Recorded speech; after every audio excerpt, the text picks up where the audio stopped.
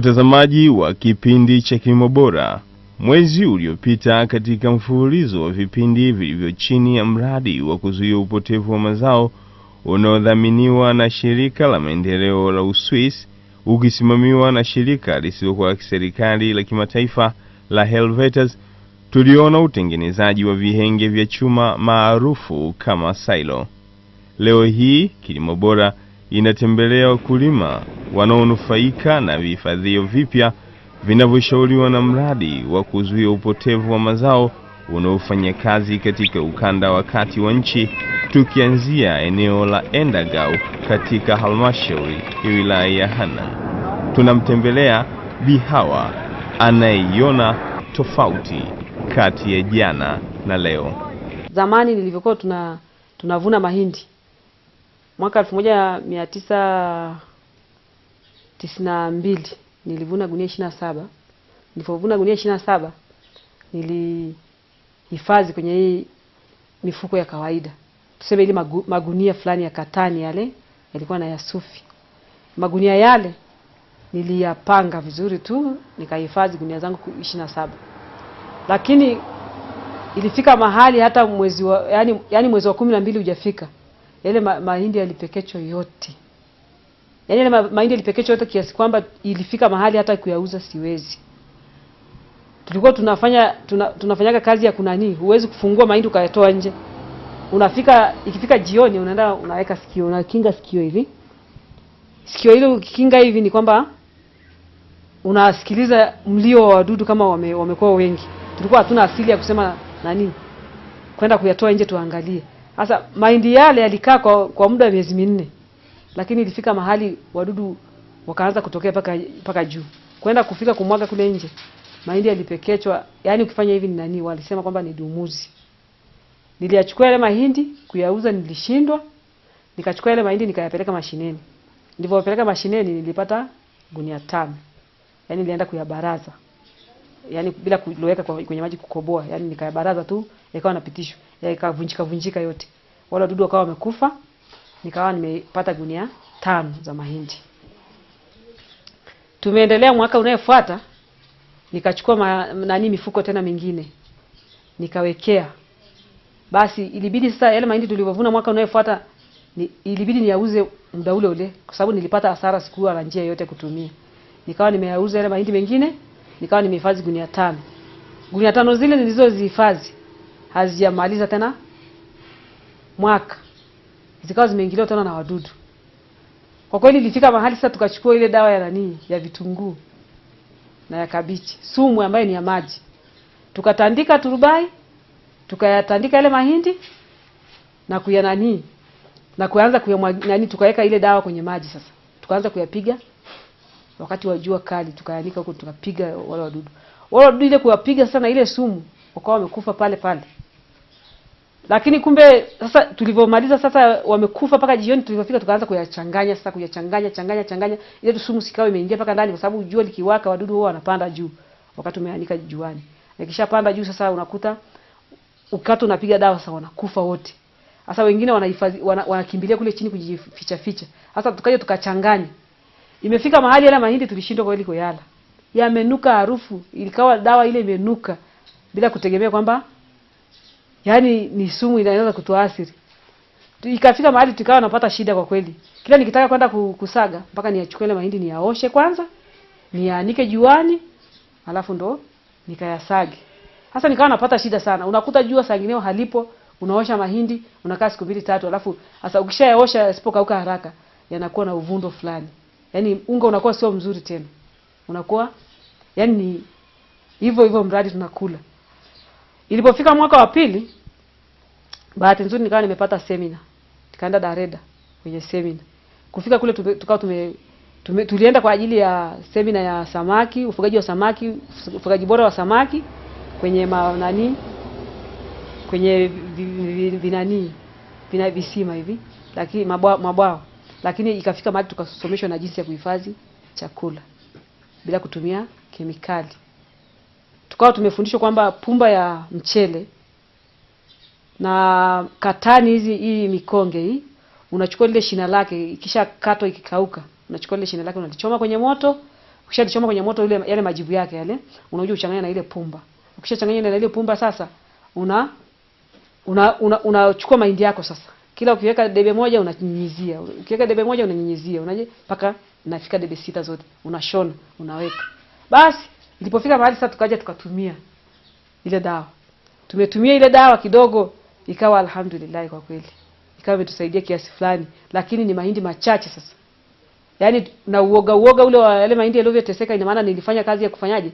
Yaani ukishavuna ukimaliza ikaa miezi 2-3 ukipata mteja kabla hata bei haijapanda itabidi uuze mahindi kwa sababu yani ni kwamba uoga umekuja kwa sababu mahindi yakija kuingiliwa na ile wanasema dumuzi ni kwamba huponi tena. Basi tulikuwa tunahifadhi chakula kidogo kwa ajili ya nani. Imefika mahali ule kutumia zile sasa pumba na za mchele na ikawa inatusaidia kiasi fulani. Paka ikafika mahali hizi dawa za unga zilivyotokea tukawa tunahifadhi, lakini sasa mimi nikawa sasa siwezi, nilikuwa na vidonda vya tumbo. Nikiweka ile dawa ikiwekwa sasa, nikiingia hata ile harufu pale ndani kinusa tu, yani unakuta sasa napata shida. Nikawa najitahidi sasa, ina maana mimi naweka mahindi kwa muda mrefu nje, japo yanapotea muda mrefu sana, yanapotea mengi, lakini nayaweka kwa muda mrefu mpaka mwezi wa 9 au wa 10 ndio na piga ile mahindi. Nikishapiga ile mahindi nahifadhi, lakini itafikisha mwezi wa 2 tu au wa 3. Nikishafika mwezi wa 3 ina maana nategemea kuyamaliza yote na yameshapekechwa.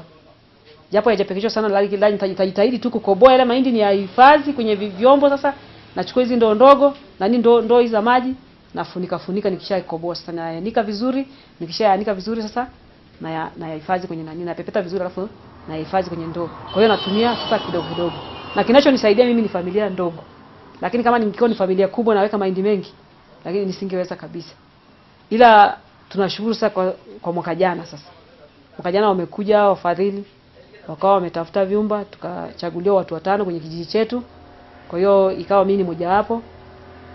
Tukawa tumepata vyumba, nikawapa chumba hiki ndani ya miezi 9. Tukaandikiana mkataba, basi tumeweka mazao yetu vizuri. Ndio kama unavyoona hiyo ndio moja hiyo mpaka leo bado kuna mahindi. Ina maana ile mengine zilikuwa gunia 22 lakini nimeshayauza yote baada ya kunikabidhi. Tumekabidhiana tayari, mkataba umeisha. Nikayauza ile mahindi mengine yote. Basi nikawa nimebakisha hapa, nikasema kuliko kula tena haya mahindi ya mwaka huu bado hayajakaa, nataka niweke sasa. Niangalie. Haya baselo yalikuwa mawili, haya makubwa, haya madogo ndo haya mawili. Lakini sasa kuna rafiki yangu ambaye ni jirani yangu, baada ya wenyewe kumalizia siku hiyo walitaka majirani naye wahusike. Akawa ametamani na sikuwa na tatizo lolote kumsaidia kwa sababu ni mwenzangu na yeye, ili apate moyo. Nikampa selo moja. Kwa hiyo na yeye amehifadhi mahindi yake na mimi nikahifadhi ya kwangu. Nikamwambia kwa sababu bado tunaendelea, tutapata ufunguzi zaidi. Na mifuko kama mifuko hii ya aina hii ni naye mwingine ambaye uko hapo kwenye nimeweka. Kwa sababu ya mwaka huu mazao yalikuwa madogo, kwa hiyo nimekosa kitu cha kuwekea, nimeweka tu nikafunga sasa kwa kuhifadhi isije katobolewa na panya. Kwa hiyo ndio hivi, na maana maisha jinsi nilivyoanza. Tumeanza kwa shida, lakini sasa hivi kwa kweli hii wanasema teknolojia inavyokuja tunazidi kufanyaje kufunguka. Kwa sasa hivi na maana najisikia raha, hata nikipata likubwa zaidi ya hili, nikapata sehemu ya kuhifadhia, ni kwamba na uwezo wa kununua hata mazao hata kama sijalima shambani kwangu. Na uwezo wa kununua mazao nikayaweka kwa bei nafuu, baadaye ikapanda bei, nikawa nimejiongezea kipato. Kwa hiyo kwa sasa hivi na maana kwa kweli tunashukuru sana, serikali imetuangalia na imetuwezesha, na kama ni wafadhili kwa kweli tunasema Mungu awape moyo na wazidi kuwa na moyo na Tanzania. Kwa sababu imefika mahali sasa hivi mimi mahindi nilivyoweka hapa nina uhuru kabisa. Na nilichokishukuru zaidi, unaona hapa kuna kitanda hichi, ina maana ni kwamba mgeni akija analala bila wasiwasi, kwa sababu hakuna wadudu wanayebuguzi wote. Mwaka jana mimi hiki chumba hakijengiliwa hata na panya, mpaka nikashangaa. Na gunia pale ndani za alizeti, mimi ni mfanya biashara wa alizeti, nimenunua ziko 100, zilikuwa 100 mwaka jana, na mwaka huu nimenunua tena zingine. Sijakuta panya hata moja lodo, hata mfuko moja hujatobolewa. Sasa nikawa nafanya kuwauliza hawa, ina maana hizi nani panya mpaka wameogopa au ni vipi? Sasa nategemea kuangalia mwaka huu na mimi nimehifadhi chumba hiki cha pili hapa, nimehifadhi nani alizeti tena gunia ziko hapo. Ina maana sasa nategemea kwamba panya wataogopa hivi walivyoogopa mwaka jana au ni vipi? Maana yake niliwauliza paka na wenyewe wakasema hakuna panya kabisa. Nikamwambia hakuna panya hata moja. Hata mahindi yale walioweka kwenye hii mifuko ya asili haijaguswa kabisa kwenye hii nani hiki chumba changu. Wala chumba kingine cha pili hakijaguswa kabisa. Sasa nashindwa kuelewa ni hizi nani hivi vifaa ndio vimesababisha au ni kitu gani? Yaani mpaka nashindwa kujielewa, ila tutapata jibu mwaka huu.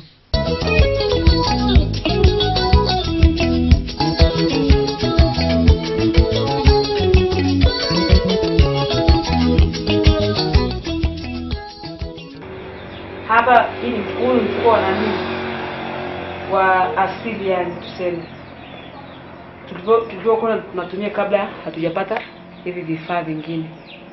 Kwa hiyo mfuko huu wakati tulikuwa tunaweka chakula kwa mfano kama mahindi, ukiweka mahindi haya ina maana yakishafikisha miezi 5 kama hujaweka dawa unakuta yamefanyaje, yameanza kugongwa na wadudu. Kwa hiyo ikifika labda ikimaliza mwaka unakuta mahindi yameshakuwa ni unga mtupu kama hujaweka dawa. Kwa hiyo mifuko hii kwa kweli kwa zamani ilikuwa inatutia hasara sana kabla hatujapata hivi vifaa vya kuhifadhia. Mifuko hii ukishaiweka huwa inavuta unyevu kutoka chini. Inavuta unyevu. Sasa ule unyevu unaweza kuja kukuta mahindi kwa mfano kama umeweka, kwa sababu tulikuwa hatuna hizi pembejeo za kunani hizi hapa. Hivi vifaa tulikuwa hatuna kabisa, hizi mbao za kuwekea. Tulikuwa tunatenga tu, ina maana unaweka labda kwa mfano kama mfuko au jiwe. Sasa ukishaweka jiwe, ukishaweka nani huu mfuko huu, unakuta mahindi paka hapa hivi yatakuwa yameshafanyaje? Yaani yote yameshaoza na yameshikana namna hii. Yameshikana. Sasa hii haya mahindi upande huo huko yatakuwa yamepekechwa. Ukifika hapa juu hapa utakuta kidogo ni kama vile, yaani ukifungua utakuta ni kama vile yanarithisha. Lakini ukija kuingiza mkono hivi utakuta ni unga mtupu. Unaona? Kwa ajili ya hii nani inavuta sijui ni unyevu wa chini. Basi haya hapa utakuta imekuwa meusi kwa chini kabisa, hapo imeshikana. Hapa kidogo unakuta ni kama vile imepekechwa. Sasa ngozi ya juu inabaki, lakini kule katikati hakuna nani kabisa. Hakuna kitu chochote. Inabaki ni ganda la juu tu. Ukifanya kupukutisha hivi unakuta yamefanyaje? Yanapukutika tu. Kwa hapa kidogo yanakuwa yanarudisha kutu kwa sababu juice, kwa sababu ya ile nani. Hii nani ya chini, mkutano wa chini inakuwa hauna shida kwa sababu kuna mwanga kidogo. Kwa hiyo mifuko hii kwa kweli tulikuwa tunapata hasara kwa muda mrefu sana. Yaani chakula kinakuwa kinapelea kwa sababu ukihifadhi unakuta kinaisha kwa haraka, kwa sababu mahindi yakishapekechwa ni tayari imeshaleta shoti na chakula ulichokihifadhi kinapungua. Kinakuwa kikufikishi ule muda unaotakiwa. Kwa hiyo tulikuwa tunapata hasara kwa muda mrefu sana kwa kutumia mifuko hii. Alafu pia mifuko hii ina joto. Ina asili fulani ya joto. Ukipanga store yako labda ikafika juu kidogo, ili wakati jua limewaka, huwa inaakisi ile nani joto la juu. Inavuta, basi inasababisha joto linakuwa jingi. Basi kusababisha mahindi yanakuwa sijui ni mepesi, wadudu wanashambulia kwa wingi sana. Wadudu wanakuwa wengi sana kwa sababu ya hii mifuko. Kwa sababu tumeona yaani inafika mahali sasa hii mifuko iko ndani lakini tumewezekwa lakini inachanika. Unaona? Sasa mifuko hii kwa kweli ilikuwa inatupa hasara sana. Kabla ya yote na yote, uweke dawa muda ule unatakiwa. Kwa mfano kama haya mahindi tuliweka mpaka mwaka jana mpaka leo, yaani hii mifuko haivumilia hata kama ukiweka dawa. Haivumilii kabisa. Utajikuta tu umeshapata hasara. Sasa inafika mahali sasa unauza mahindi kabla ya bei hajapanda. Unauza mahindi kabla yale malengo ulioyaweka haijafikia, unakuwa unayauza.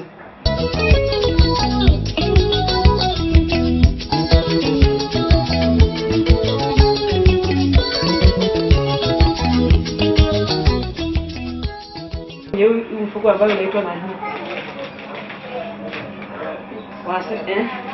Dixie. Mfuko huu kwa ndani kuna mifuko ya nailoni miti. Kwa hiyo nimechukua mahindi nikaweka kidogo. Hii ni mifuko ambayo tumeanza kuwekea mwaka jana. Unaweka kidogo, ukishaweka kidogo basi unaitumbukiza kwenye mfuko mwingine wa pili.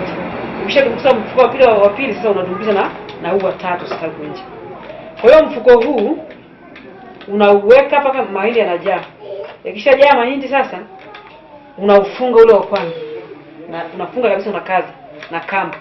Unakuja wa pili tena unafunga nani kwa nguvu kabisa. Huu ni mfuko wa tatu kwa nje. Mfuko huu tangia tumeweka mahindi mwaka jana mwezi wa 6 mpaka juzi walipokuja kumalizia mkataba wao, mahindi yalikuwa ni mazima, uwezi amini utafikiria yamepigwa sasa hivi.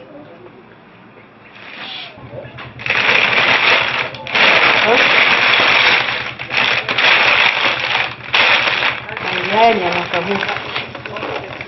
Kwa hiyo haya mahindi sijaweka dawa yoyote. Ni mahindi ambayo yani nategemea yani mpaka mwezi wa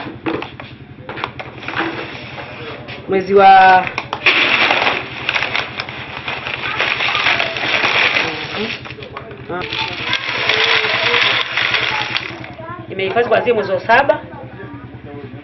Kwa hiyo tayatunza tu mpaka mwezi wa yani mpaka ule muda ninataka mimi kuuza. Ambaye sasa sio nataka niuze na shida. Na hata pekecho. Mifuko hii ni nzuri sana kwa sababu unaweza kuachia mahindi mpaka ikapekecho kabisa ikawa na wadudu. Lakini utafunga vizuri hapa. Yaani mfuko huu ina maana utakuja kukuta wadudu wote wamepanda juu na wamekufa wamejaa huko. Yaani ina maana hautakuta wadudu wa aina yoyote hapa basi hapa moja. Sababu tumefanya ile zoezi wakati tunahifadhi mwaka jana. Yaani mahindi yalikuwa yamepekecho kiasi fulani. Lakini tulikuja tumekuta wadudu wamejaa juu. Hapo unafika mahali unazoa wadudu wengi na watoto. Wadudu wamejaa. Kwa hiyo mifuko ni bora kuliko hii mifuko ya asili ya zamani.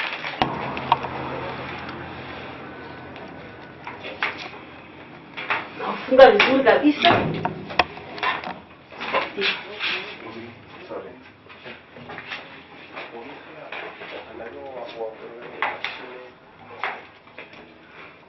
Nafunga sababu ya kuzuia kwamba dudu yoyote asipenye hapa.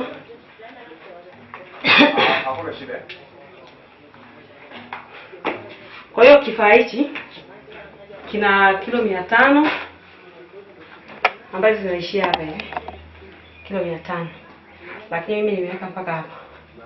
Nizidisha kidogo. Kwa sababu ilikuwa bado kumepwaya sana. Nikawa nimeongeza kama debe 2. Kwa hiyo mahindi haya ambayo yako kuna gunia 5 na debe 2. Kwa hiyo mahindi haya nikishayaweka nikishafunga, ina maana naweza kukaa muda wote. Tuliweka mwaka jana mwezi wa 6, ndio kwa mwezi wa 9. Mwezi wa 9. Mwezi wa 9 mwaka huu ndio tumeyatoa. Mahindi tulivyotoa ina maana ilikuwa ni mazima. Na sehemu ya kutolea ni hapa hivi. Kwa hiyo unaweza kufungua hapa. Navuta hii nani hapa, inatoka. Kwa hiyo nakinga mfuko hapa, natandika mfuko. Kisha tandika ule mfuko, kwa mfano nataka kuuza mahindi sasa, nataka nitoe mahindi mengi ya kuuza. Ina maana nakinga huu mfuko. Wakati nakinga huu mfuko mmoja navuta, nachomeka mwingine, anavuta nachomeka mwingine, nazidi watu wengine wanazidi kupima. Lakini kama nataka tu ya chakula, ni kwamba naweka mfuko wangu hapa, ukijaa najua kabisa ni debe moja au ndo ndogo, basi namaliza, nikishamaliza na urudishie polepole mfuniko, basi nafunga hapa. Kwa hiyo inakuwa haina shida kabisa kwa ajili ya matumizi. Kwa hiyo vifaa hivi vilikuwa ni viwili, lakini kimoja nikawa nimempa kikundi mwenzangu alitamani na yeye, nikawa nimempa na nikamfundisha jinsi ya kuhifadhi ya mahindi. Kwa hiyo hapa hii kinacho ni kifaa cha kuhifadhia mahindi. Kifaa hichi kina mahindi ya mwaka jana ambayo tulilima 2014 15. Kwa hiyo kifaa hichi, huu ni mfuniko wake. Mahindi haya ni ya mwaka jana, tulihifadhi wakati wa kuhifadhi mahindi.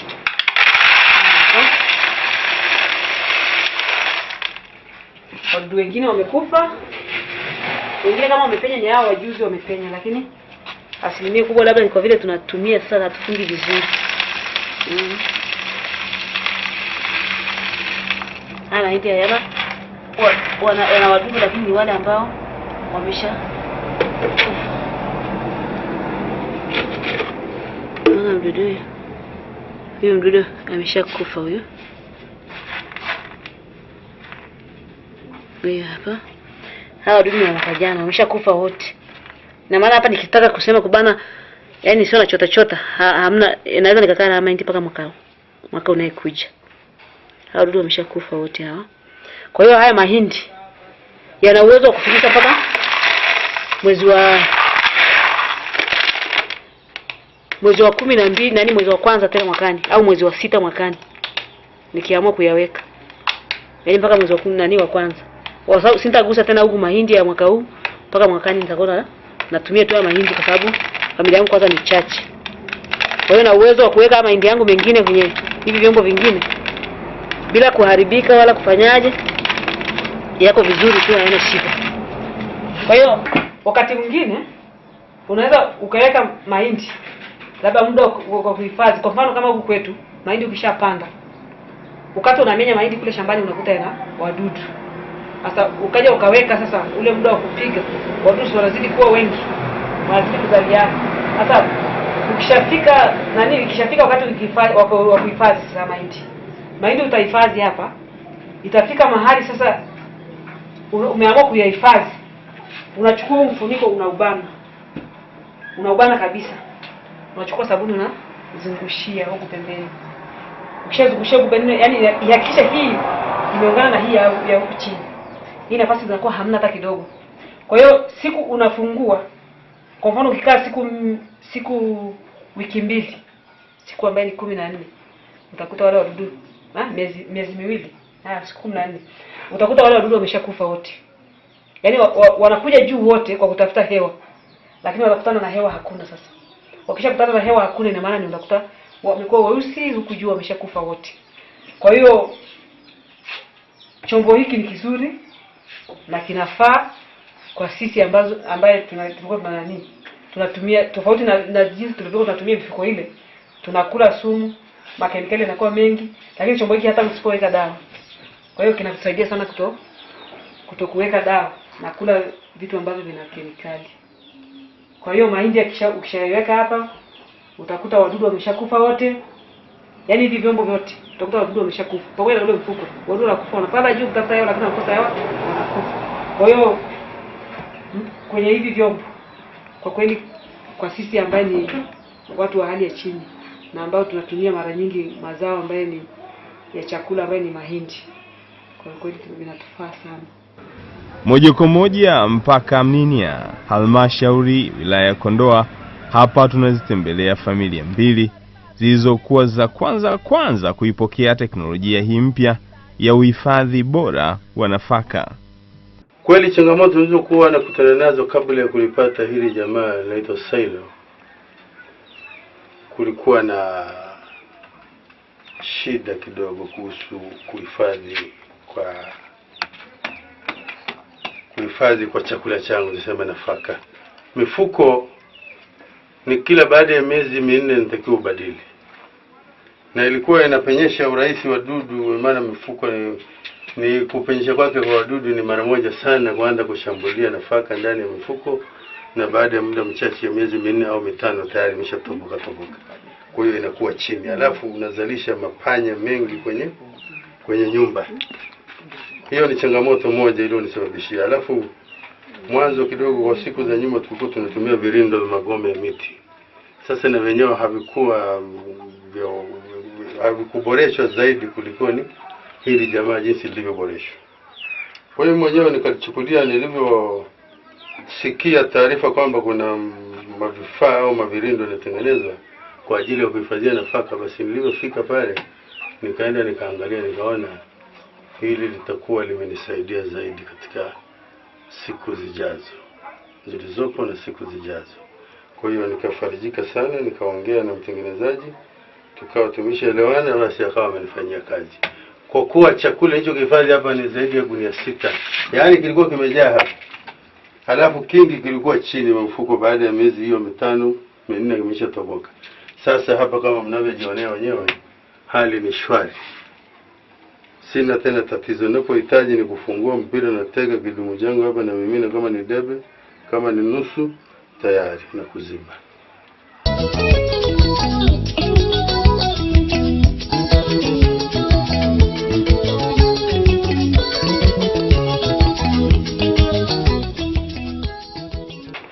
Nimevutika kununua silo baada ya kuteseka kwa muda mrefu na mifuko hii ya sulfate.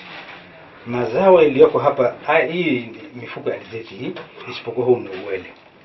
Uwele huu niliuvuna mwaka jana mwezi wa 12. Nilitayarisha tangia mwezi wa 11 mwaka jana. Nikaweka kwenye mifuko. Nilipoweka kwenye mifuko ilipofika mwezi wa 3 ikawa imechakaa kabisa. Na mtama ukawa umemwagika jumla chini, ukawa unachezeka kweli kweli. Na kwa sababu na paka wawili hapa wanaolinda mtama wenyewe, paka wanao kajipatia sehemu ya kulala pale kwenye mtama. Sasa baadaye ndio nikaja nikavutika baada ya kuonana na afisa wetu kilimo na mifugo, akanihamasisha. Hatimaye na kweli nilipokwenda kuliangalia hili silo, nikaona litakao limenisaidia kiasi kutosha kuliko kwa sababu nilinunua mifuko kama 20 mwezi wa 10. Ilipofika mwezi wa 3 mifuko yote ile 20 imekwisha, imelala chini. Nikaamua bora nipate angalau hili silo kwa ajili ya kuhifadhi mazao yangu. Mwezi wa 4 mwaka huu ndio nikawa nimelipata na nikahifadhia mazao yangu hapa. Ziko kama gunia 5 na mtama mwingine uliobaki ambao naendelea kutumia ndio huu ulioko hapa. Hii mifuko mingine hii ni alizeti, na kama jinsi mnavyoona mifuko jinsi ilikuwa imecheka. Hii ni dalili ya kwamba ndio mifuko ambayo nilikuwa nimenunua hii ndivyo ilivyokuwa imecheka kiasi hiki. Sasa kwa kweli nina imani kwamba nitalifikisha ninakotegemea, kwa sababu nilikuwa nalazimika kununua mifuko kila baada ya miezi 4, kila baada ya miezi 4 nanunua mifuko. Hivi sasa naamini kwamba roho yangu imetulia, na hapa nilipoweka na imani kwamba hata kama miaka 2 nitakuwa na chakula cha kutosha ndani. Kwa sababu mwaka jana mwaka juzi ilifikia muda ikawa nalazimika kuuza tu, kwa sababu nitafanyaje, mtama unaendelea kuharibika. Na ikabidi nilazimika tu kuuza mtama. Hatimaye nabakisha kama debe 3 kule shamba. Napoona kwamba hadi ni karibu mtama imekaribia si ndo nauza, nabakisha kama debe 3 hivi, ili nije nikutanishe na mtama ulioko kule shamba. Lakini hata hivyo bado nilikuwa na wasiwasi kwamba kama kule shamba mitama isipofika vizuri, basi ndio nitakuwa nimeingia pabaya, kutokana na sehemu ya kuhifadhia ndio ilikuwa inataka kuniponza. Kipindi kijacho tutaitembelea halmashauri ya wilaya ya Mbulu kuangalia hali ya upotevu na hatua stahiki zinazochukuliwa. Tutakutana na maafisa ugani wakuu wa wilaya, lakini tutawatembelea hata maafisa ugani wa kata, wakulima, viongozi na baadhi ya wauza pembejeo katika maeneo ya Haido. Kwa maoni unaweza kutuandikia kupitia namba zifuatazo: